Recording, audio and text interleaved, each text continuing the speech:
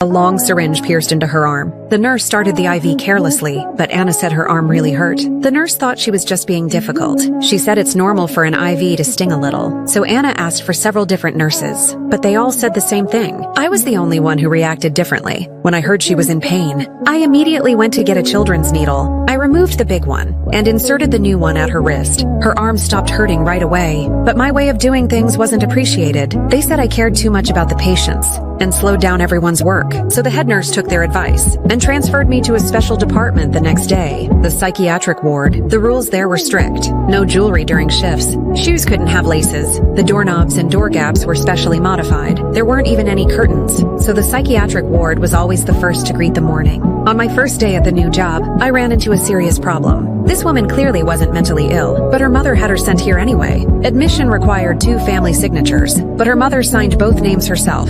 I realized she forced her daughter to be hospitalized, so I reported it to the head nurse. Meanwhile, the woman told me the truth. She was sent here because she fell in love with another man. Her mother feared losing her wealthy son-in-law, so she locked Annie up to make her reflect. The hospital later questioned her mother. They found Annie had indeed fallen for someone else, but it was only one-sided, and the man even accused her of stalking him. I told her to stop chasing someone who didn't love her. Only then could she recover and leave the hospital, but that sentence angered her. She slapped me hard, then ran out into the hallway. Halfway down, she suddenly felt overheated and began taking off her clothes, running naked down the corridor, laughing. The sight shocked me. The senior nurse rushed over with a blanket and cleared the onlookers. Turns out she really did have a mental illness. It was classic bipolar disorder. Her energy levels were abnormally high. She would spend money recklessly and do things she later regretted. I hurried to follow her, but I suddenly slipped and fell. My first day couldn't have gone worse. Luckily, after taking her meds, Annie slowly calmed down and apologized to me. Her mother actually loved her deeply. She brought grapes for her every day. Annie always asked me to put them in the fridge, but when I opened it, I saw she hadn't eaten a single grape. She told me she didn't even like grapes. When she was little, she once choked on one,